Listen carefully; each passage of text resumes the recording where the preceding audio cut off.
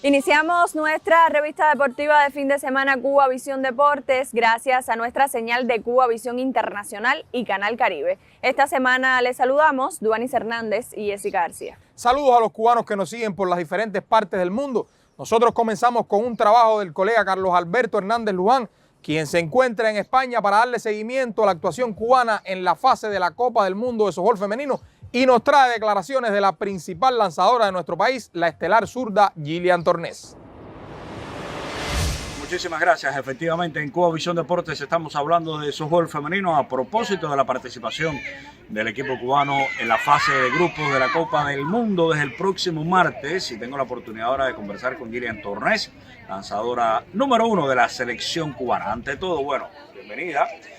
Una reflexión sobre las posibilidades del equipo cubano en esta Copa del Mundo de buscar la clasificación para el campeonato que será, el campeonato del mundo que será en Italia en el 2024. Bueno, Luján, nada, nos hemos estado preparando aquí en Barcelona, un tope de confrontación para enfrentar el premundial, como has dicho tú. Pienso que el equipo se encuentra no en óptima forma, pero pienso que llegaremos a la competencia ready para enfrentar ese. En lo particular, bueno, es un torneo difícil, eres la lanzadora número 1 de nuestro país, por lo tanto vas a tener bastante trabajo y equipos bastante fuertes. ¿Cómo estás preparada físicamente, mentalmente para la ocasión? Sí, como tú dijiste, vamos a enfrentar equipos fuertes. Ahí tenemos al rival de hace unos cuantos añitos ya, Puerto Rico, China y Holanda, que es una potencia en el mundo. Bueno, mi preparación ha sido, pienso, sin ningún tipo de autosuficiencia, óptima en Italia, ya que me preparo, juego los fines de semana y he mantenido una preparación constante para este torneo. Las rivales que vas a enfrentar, ¿conoces en la Liga de Italia, por ejemplo? O sea, algunas de las participantes que puedan ser de China, Países Bajos, Sudáfrica, etc. Sí, como no, enfrenté a la selección de Holanda, muy buena selección, jugadoras de un nivel altísimo de softball, pero bueno, ya te digo, mi preparación ha sido buena, enfrentar ese campeonato con todo. ¿Te parece posible entonces la clasificación del equipo cubano? Porque hay dos formas de clasificación, ¿no? Estar entre los dos primeros o estar como uno de los dos mejores terceros lugares. Por lo tanto, habrá que ganar por lo menos un par de partidos o quizás 3. Sí, cómo no, como te había dicho en entrevistas anteriores, el softball siempre es el mismo y la calidad en el mundo ha subido, como también hemos subido nosotras la cubana el nivel. Entonces tenemos que jugar softball y que queremos diga la última palabra. Seguimos con la mentalidad de clasificar, que es el mejor objetivo. Ok, muchísimas gracias. Continuamos en Cuba Visión Deportes a través de Cuba Visión Internacional y Canal Caribe, el canal cubano de noticias.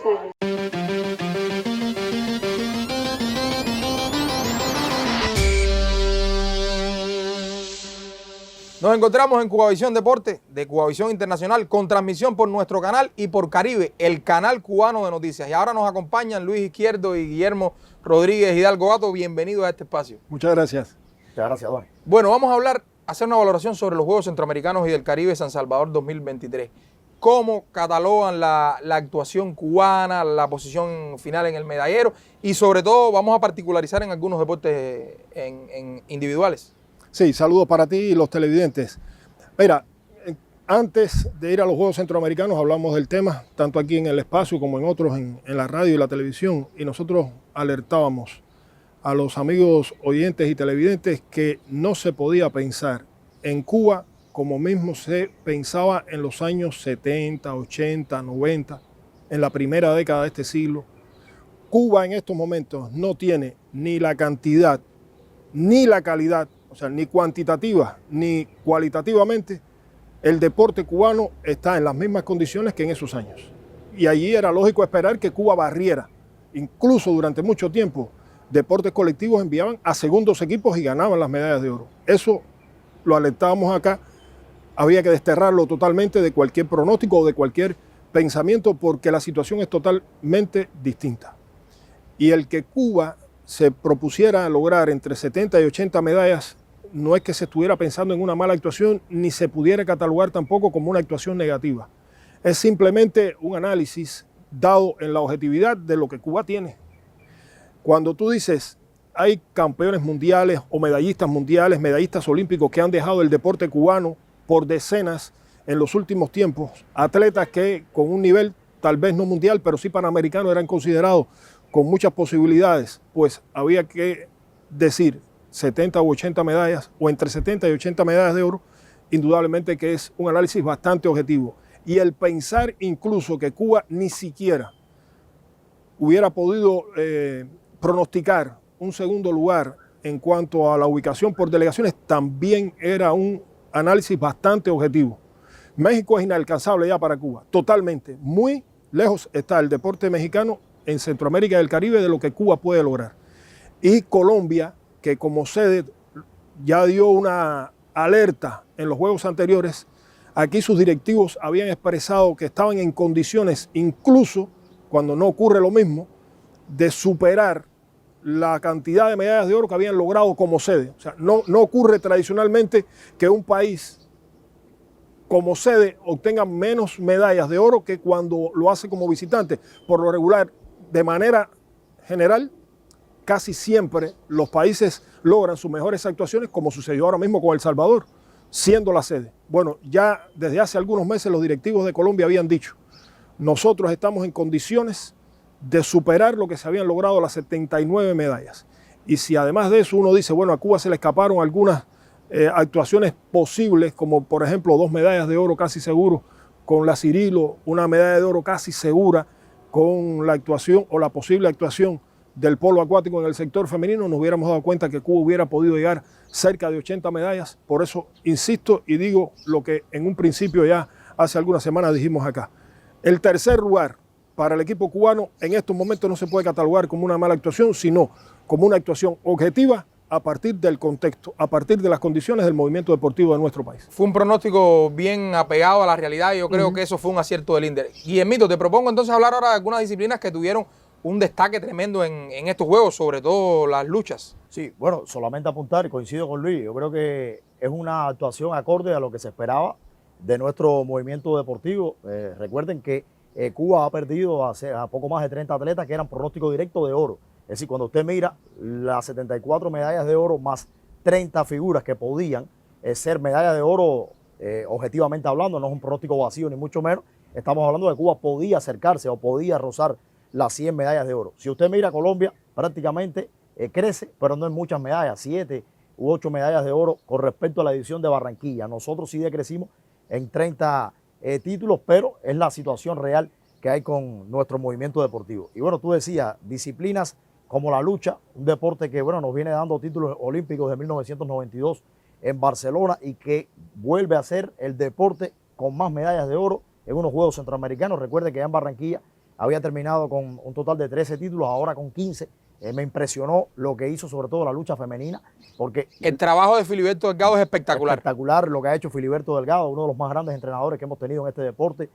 Por supuesto, siempre hay que hablar de Pedro Val en la lucha, pero la lucha femenina en el área tiene mucho nivel. Las mexicanas, las venezolanas, las colombianas son atletas de mucho nivel, lo han demostrado en mundiales sub-23, en mundiales juveniles, incluso en eventos mundiales absolutos. Y por ejemplo, la única medalla de oro que se le va a la lucha femenina es con quizás la principal gladiadora que tenemos, que es Milaimis Marín, en la división de 76 kilos, pero pierde en semifinales con la campeona mundial sub-23.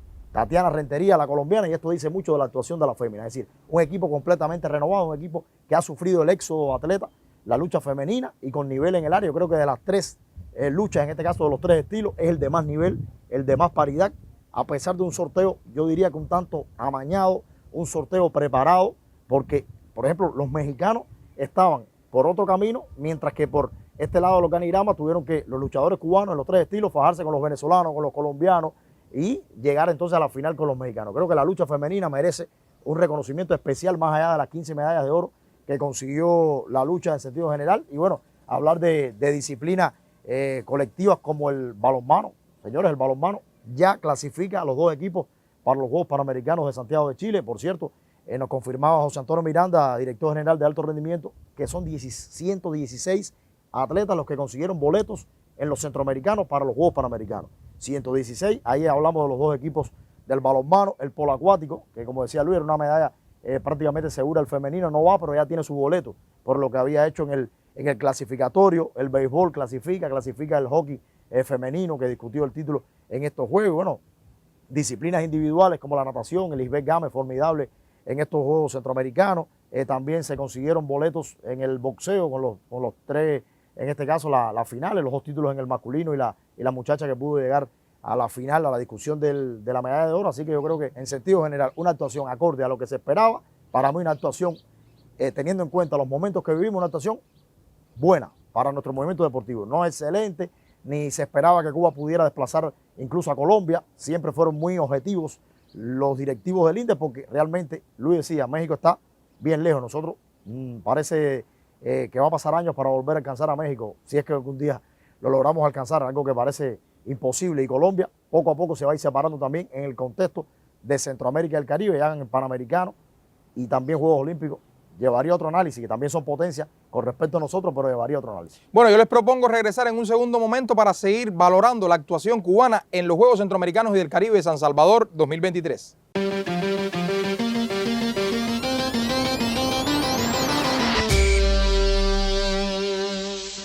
Yasmani Ayón es el sabermétrico del equipo de Ciego de Ávila en la 62 Serie Nacional de Béisbol.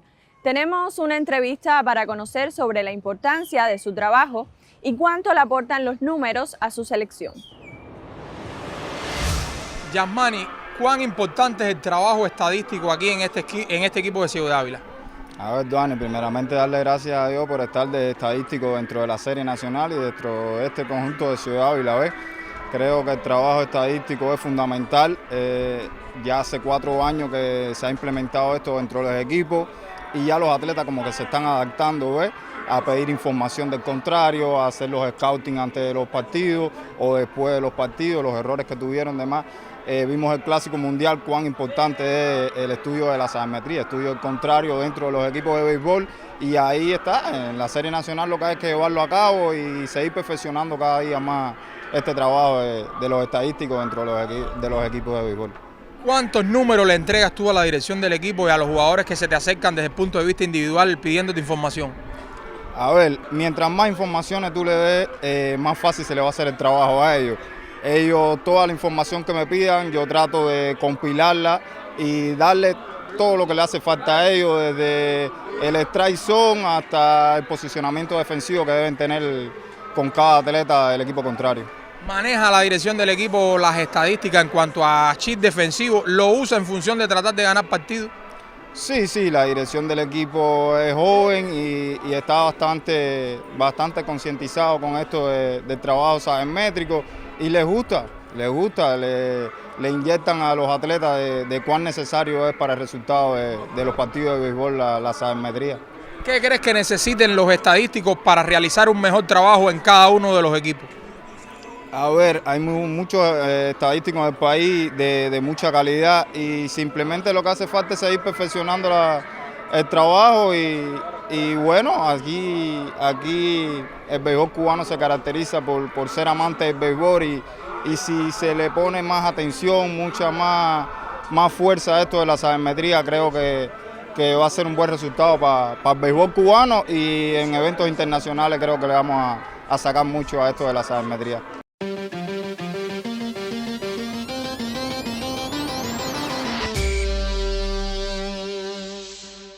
Nos encontramos en el programa Cubavisión Deportes de Cubavisión Internacional con transmisión en nuestro canal y también por el canal Caribe, canal cubano de noticias. Con nosotros se encuentra Jesús Muñoz, quien nos viene a hablar sobre la postemporada del playoff cubano. Bienvenido, Jesús, nuevamente a este espacio. Un placer. Te propongo comenzar con el primer playoff que tuvo definición. Las Tunas barrió a Ciego de Ávila, era el amplio favorito. Y también por el otro playoff que tiene implicación con equipos orientales, Camagüey y Santiago de Cuba, con más paridad, aunque ligera ventaja para las avispas en estos momentos. Sí, efectivamente, Duane, un saludo también para los televidentes que siempre esperan este momento dedicado al béisbol. El equipo Tuneros, como bien decías, llegaba como favorito a este playoff, el equipo más ganador en la etapa regular, y refrendó esta condición. Recordemos que sobre este equipo de los leñadores había mucha incertidumbre cuando iba a comenzar esta temporada número 62 de la pelota cubana, pero lograron tener una fase regular nuevamente como equipo que más batió, con un picheo más o menos estable, siempre oscilando entre el séptimo y el octavo lugar de la temporada regular, y con estas armas llega el equipo a un playoff donde, si bien los marcadores no fueron desproporcionados, sí logran ser muy convincentes en estas victorias frente a Ciego de Ávila. Yo creo que las armas de las Tunas son muy conocidas, un bateo que produce con jugadores muy oportunos, que se ha fortalecido con la entrada en la recta final de la etapa regular de Baldoquín, también con la incorporación de Rafael Viñales, y con jugadores que durante toda la temporada se han mantenido bateando muchísimo. El picheo siempre genera dudas, pero al final responden y logran cumplir con fusión. Sobre todo tienen relevistas que son muy eficaces para la calidad que tiene ahora mismo nuestro béisbol. Ya en el caso del otro playoff que involucra a provincias del oriente del país, Santiago de Cuba también partía como favorito si miramos su segundo lugar en la etapa regular, pero aquí las opiniones estaban más divididas. Camagüey, con esa recta final ganando muchísimos juegos, pues muchas personas dijeron, creo que hay que contar con los Toros de Camagüey, y bueno, y se ha visto que es un equipo competitivo. No, y sobre todo Jesús, con bateadores muy experimentados como Samón, como Leslie Anderson, como Ayala, y precisamente lo que les ha fallado en los últimos partidos a Camagüey ha sido su ofensiva, que fue la que lo llevó a estos playoffs. Y es que se está enfrentando un equipo de este tipo de bateadores, recios bateadores, para lo que tenemos en el béisbol cubano. Además, bateadores que incluso vienen de la era donde había mejor picheo en Cuba y también producían, que han sido internacionales con el equipo cubano. Y se está enfrentando al único picheo que en la Serie Nacional de Béisbol bajó de 4 carreras, y esto también yo creo que es un elemento a destacar. Y por cierto, Santiago demostrando en este playoff que está 3-2 capacidad de reacción, porque pierden el primer juego, su picheo es muy bateado frente a, o sea, poniendo su principal figura, Alberto Bisset, que después se recupera como una labor el sexa de juego completo, y el resto de los lanzadores de Santiago se han mostrado muy bien. Yo creo que Santiago sigue siendo favorito para llevarse la victoria, pero siempre hay que dejar un voto de confianza para los Toros de Camagüey, que reitero, por cómo terminaron y por lo que han mostrado en esta postemporada, es un equipo competitivo. A Camagüey, que no le queda otra que ganar con sus dos principales figuras, Ariel Góngora y José Ramón Rodríguez. Y a favor de Santiago está la historia. Siempre le ha ganado a Camagüey en playoff cuando se han enfrentado. Es la quinta ocasión, y en las 4 anteriores siempre la victoria ha sido para Santiago. Sí, efectivamente. Ocurre algo similar, de hecho, en otros de los playoffs que estamos teniendo en esta Serie Nacional de Béisbol, que si miramos la historia realmente favorece a los equipos que han sido los grandes en nuestras series nacionales, y sobre todo los que han sido principales animadores en las postemporadas. Y que parten como favoritos. Estamos hablando de la paternidad de Industriales sobre Santi Espíritu. Y bueno, en el caso de Matanzas y Artemisa, a pesar de la gran temporada de Artemisa, yo creo que para la gran mayoría de especialistas y aficionados, Matanza partía como el amplio favorito, atendiendo a la nómina y a la cantidad de jugadores con calidad que tiene para este nivel de béisbol. Matanzas tiene varios elementos a su favor. Nómina, como bien dices, yo creo que también el rendimiento estable que mostraron durante toda la campaña, y sobre todo lo que ha sido Matanzas como equipo en las últimas ediciones de nuestros clásicos nacionales. O sea, estamos hablando de que conjunto con Granma, con las Tunas, son los equipos más estables de las últimas temporadas de la pelota cubana. Además, un equipo muy parejo en casi todas sus líneas de juego. Tiene buena defensa, tiene buen picheo, tiene bateadores muy oportunos, buenos bateadores en la pelota cubana, integrantes de equipos cubas, y ese playoff que hay que aclarar que al momento que estamos grabando este programa pudiera ya ver el equipo de Matanzas certificado su avance a semifinales, o por el contrario, Artemisa, equipo que le ha dado mucho brillo a la Serie Nacional, haber recortado y puesto 3-2 este playoff. Santi Espíritus, Industriales, los Gallos dominaron ampliamente a los Azules en esta Serie Nacional de Béisbol, pero en playoff es otra historia, y tradicionalmente los Azules de la capital han dominado a los espirituanos. Yo creo que esta pudiera ser la oportunidad, es mi opinión muy personal, de que los Gallos reviertan, digamos, esta historia negativa frente a los Azules, porque es el playoff, en mi opinión, casi que más parejo de todos los que hay. Porque si miramos el Camagüey-Santiago parejo por cómo cierra Camagüey, pero realmente de todos, a mí me parece que este es el más parejo y que pudiera llegar incluso a un séptimo desafío. Ocurre lo mismo al momento de grabar el espacio, playoff empatado, ya pudiera haber uno de los dos equipos haberse ido delante. Muchísimas gracias, Jesús, por tus consideraciones, y nosotros seguimos en Cubavisión Deportes.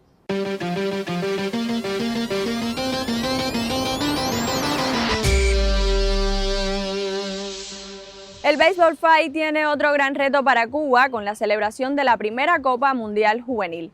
Eros Bernal, jefe técnico de esta disciplina en Cuba, nos comentó sobre la ruta crítica y los objetivos en esta categoría.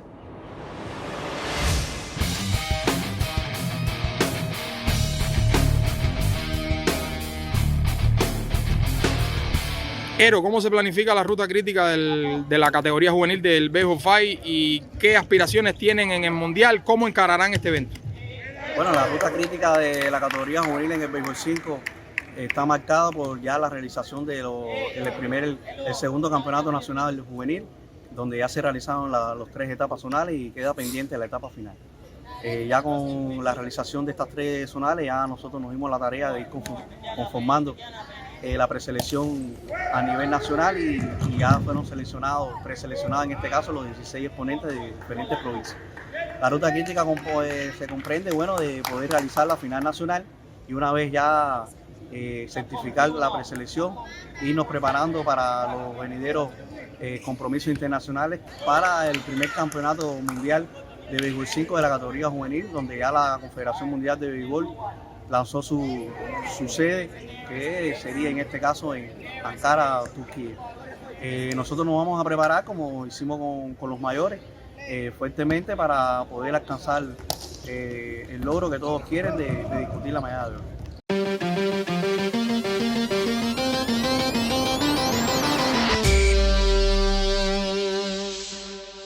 Estamos de regreso en Cubavisión Deportes para seguir valorando la actuación cubana en los Juegos Centroamericanos y del Caribe de San Salvador 2023 con Luis Izquierdo y Guillermo Rodríguez Hidalgo Gato, quienes estuvieron allí presentes en los escenarios de competencia. Yo propongo ahora hablar un poco sobre los deportes que estuvieron por debajo. Estoy pensando en el boxeo, estoy pensando en la esgrima, estoy pensando incluso en deportes que ganaron en sus disciplinas como el canotaje, que también estuvo por debajo, el tiro deportivo. ¿Qué me pueden decir de estas especialidades que quizás tenían más opciones de título? Bueno, ante todo, Duani, con tu permiso, yo quisiera destacar algo, y es que hay que darle un punto muy positivo a El Salvador como organizador. Bueno, estábamos leyendo muchas informaciones previas a los Juegos y en una de ellas vimos declaraciones del presidente de Centro Caribe Sport, Luis Mejía, y él catalogaba antes de comenzar los Juegos como una hazaña lo que habían hecho los salvadoreños, que era heroico. Yo decía, me parece que se le está yendo la mano, porque además hay que esperar a que se desarrollen los Juegos y ver. Bueno, yo te digo que merece cualquier calificativo El Salvador como organizador de los Juegos Centroamericanos y del Caribe. Y ya con relación a lo que tú decías, nosotros hay momentos en los cuales, como cubanos, como amantes de un deporte, estamos viendo las actuaciones negativas de algunos de nuestros equipos y puede ser que seamos demasiado incisivos. Estaríamos ofreciendo excusas si en algún momento nos pasamos, pero nosotros lo planteamos en las transmisiones. Hay deportes en los cuales el INDE tiene que pensar si merecen seguir saliendo a representarnos internacionalmente y que lo hagan de una manera tan negativa. Te voy a poner un ejemplo, el baloncesto. En las 2 ramas. Fue un papelazo lo que hizo el baloncesto, tanto en el femenino como en el masculino. Sin podios, el peor deporte colectivo, indudablemente. Pero además, perdiendo un juego contra República Dominicana que lo estaba ganando en los finales y a falta de 2 segundos lo pierde. Después va a tiempo extra en otro evento internacional y le marcan 30 puntos en 5 minutos. Cuando tú dices, en ningún cuarto le marcan 30 puntos y en 5 minutos le marca 30 puntos Venezuela en otro evento internacional en el cual asistió el equipo. El caso del masculino, no va a México con su principal elenco y le saca a Cuba más de 20 puntos. Un equipo de México, cualquier equipo de México, a nuestros atletas insertados en clubes importantes o menos importantes, pero con una gran trayectoria. Entonces, deportes como este y otro, el boxeo realmente se quedó muy por debajo. Creo que en el caso del femenino no. Fue llamativo ver que nuestras muchachas ya dieran como se esperaba y en este programa durante mucho tiempo hicimos todo lo posible para que se aprobara el boxeo femenino. Bueno, ya desde tan temprano comienza a verse posibilidades de este deporte en la arena internacional. Pero yo creo que habrá que hacer un análisis de los deportes colectivos. Se esperaba una mejor actuación. La mayoría de ellos quedaron por debajo y habrá que repensarse si algunos de ellos merecen seguir representando a Cuba o que a partir de ahora se ganen el derecho a estar en la arena internacional. Solo 3 títulos, Guillermito, en deportes colectivos. Yo creo que se quedaron a deber la mayoría de las disciplinas por equipo en estos Juegos para Cuba. Sí, como decía Luis, aquí, salvo el balonmano, que en los 2 sexos realmente lució bien a su nivel, con equipos muy cohesionados y con calidad también individual de los atletas, y sobre todo en el femenino, una Nurkis Mora con portera que fue realmente la inspiración del equipo. Pero, por ejemplo, el softball, un deporte del cual seguimos mucho, se esperaba más del conjunto masculino, campeón en Barranquilla, se quedó muy por debajo, más allá de que perdió 3 juegos por una carrera, fueron derrotas, el equipo no pudo responder a la ofensiva. Alain Román, que se sabe que por donde ande Alain Román va a andar el equipo masculino, sobre todo porque se depende mucho de que pichee prácticamente perfecto. Así sucedió en la Copa Mundial y no fue en esta ocasión. Y se quedan por debajo, incluso pierden con República Dominicana, un equipo que hace menos de un año Cuba la había ganado sin muchos problemas, incluso en el Campeonato Panamericano de Paraná, Argentina, pero el femenino lo hizo bien. Creo que se sobrecumplió el propósito, que era una medalla de bronce.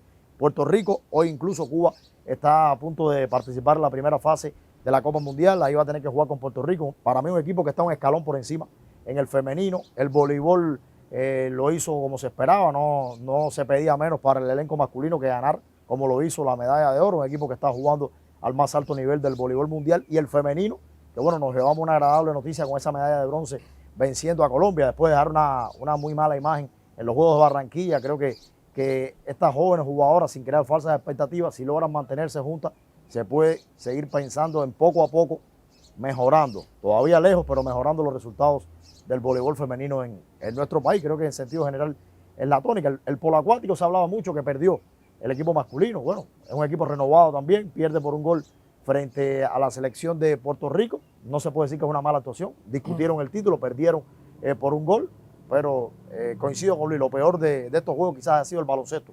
No solamente hablando de deportes colectivos, sino en general el baloncesto, con una pobre imagen en estos Juegos Centroamericanos. Bueno, yo le agradezco a ustedes dos la presencia aquí en este espacio para analizar la actuación cubana en San Salvador 2023 y nosotros seguimos en Cubavisión Deportes.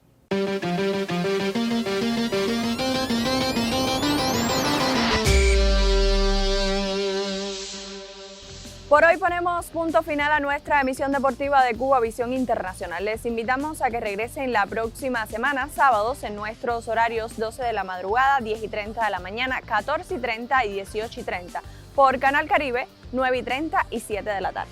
Muchísimas gracias por la sintonía. Nosotros regresaremos en próximos espacios de Cubavisión Deportes. Hasta entonces.